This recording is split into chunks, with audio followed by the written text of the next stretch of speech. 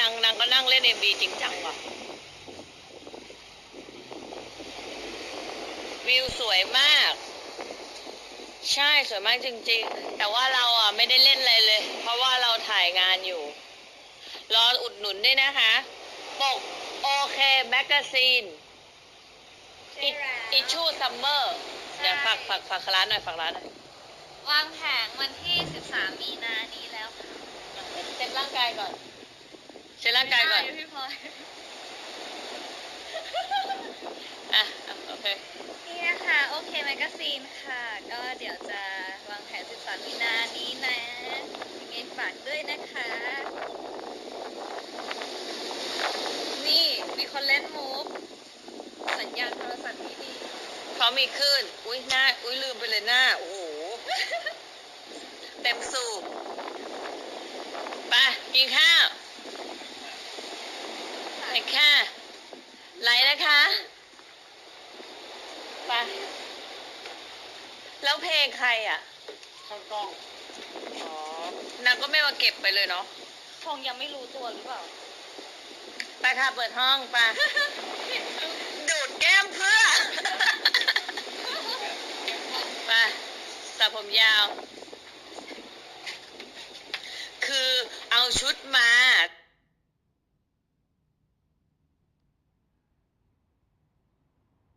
แต่ว่าไม่ได้ไปไหนและก็ไม่ได้ทำอะไรเลยนอกจากทำงานจึงใส่เล่นข้าวกลางวันแล้วข้าวเย็นไม่งั้นก็จะเป็นชุดนอน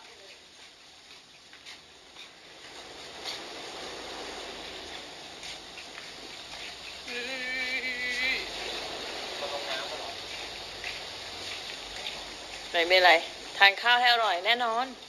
เราเป็นคนเจริญอาหารอยู่แล้วลมแรงไหมกันโชกอ่ะเมียจ๋าคิดถึงเหลือเกิน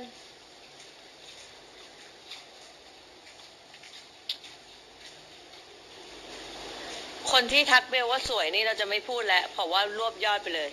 เก็บตังรอค่ะโอเคแมกกาซีนมีใครมาเล่นกันหน่อยปะเนี่ยเมียอยากกินข้าวเลยผัวขอล่ะ เย่เขาจัดที่กินข้าวให้เราแล้วดินเนอร์ดูซะก่อนว่าน่ากินแค่ไหน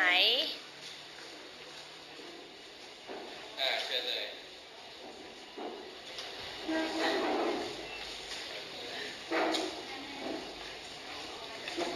ดี๋ยวดูประณีตนะงานละเอียดชองใครนะคะอยากมาพักตามมาพักได้นะคะที่ไหนนะคะเซเลสนะคะโอเคค่ะ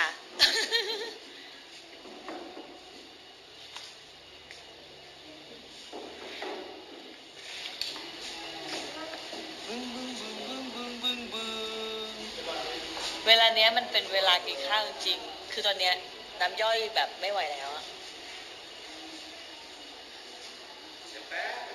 โอ้ตรงนี้เบลไม่ค่อยสวยเลยแสงตกอย่างนี้โอเค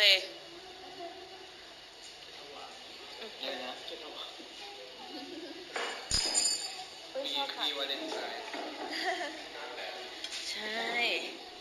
ดูความพิถีพิถันของที่นี่นะคะทานเยอะๆหน้าตาดีจังอาหารฮะไหนอาหารนู่นแล้วอ๋อน่ากินจริงๆหิวเลยคุณดิวก็มาว่ะเบลคุณดิวคุณดิวสวัสดีค่ะกราบสวยตัสซี่อยากให้ดูอาหารมากเลยเพราะว่าที่นี่เขาบอกตลอดเลยว่าอาหารมื้อเย็นเนี้ยมันแบบ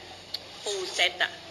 เดี๋ยวไลฟ์ใหม่ให้ดูตอนอาหารมาใช่อยากให้ดูอาหารมากเพราะว่าไงได้แล้วเพราะว่านี่ก็ทะเลไงก็เดี๋ยวจะไปหาแม่นิดหน่อยแม่ชิมชองแม่เงือกของเราแต่แม่ขึ้นฝั่งไปหาผู้ชายแล้วนะเดี๋ยวแม่ก็จะกลับรถทะเลบ้าง แม่ขึ้นฝั่งแบบผู้ชายแล้วนะ ใครได้ดูบ้าง แสงตกแบบสุดๆเลยเนาะ แต่ว่าไม่เป็นไร มันเมื่อตอนนี้โอเคแล้ว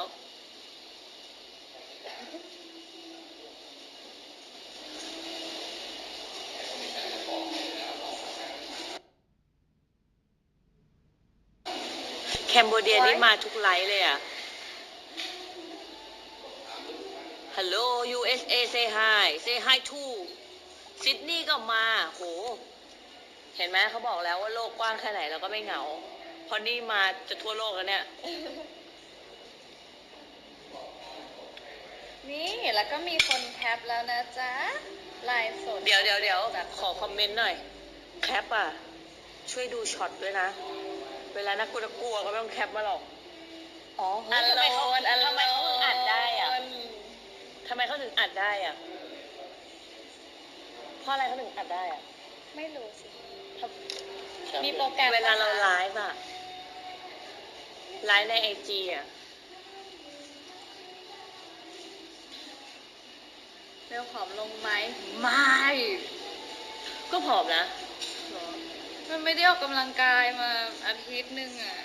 มันน้อยมากเลย ตื่นตี5-6 โมงกลับถึงบ้าน5 ทุ่มติดต่อกันมาสัปดาห์ไม่ใช่บูด อ๋อ Android มีแอป อัพ ทำไมไม่มีใครสอนพี่เลย อัดภาพหน้าจอ นั่นเดินเป็นมือแอปหรอ ใช่ อันเราทำได้ทุกอย่างเลย แล้วทำไมเราไม่ขาวเลยวะพอตัดกล้องมาที่เรา คือเบลแบบเป็นกระดาษไปแล้วอะ เนี่ย แต่ว่าเราต้องมีตัวทำให้เราขาวขึ้นค่ะ แย่เนาะสวยนะสวยจริง หน้าเรียวดิคะ ออกกำลังกายอาทิตย์ละ3-4 วันน่ะ ถ้ามันไม่เห็นผลก็ไม่รู้จะว่าไงแล้วอ่ะ iPhone ยังไม่สามารถ โอ้โห ตัดไอทีก็มา Miss you พี่เบลล่า from Cambodia fan Miss มีไหม นี่ไลฟ์ของไอนะ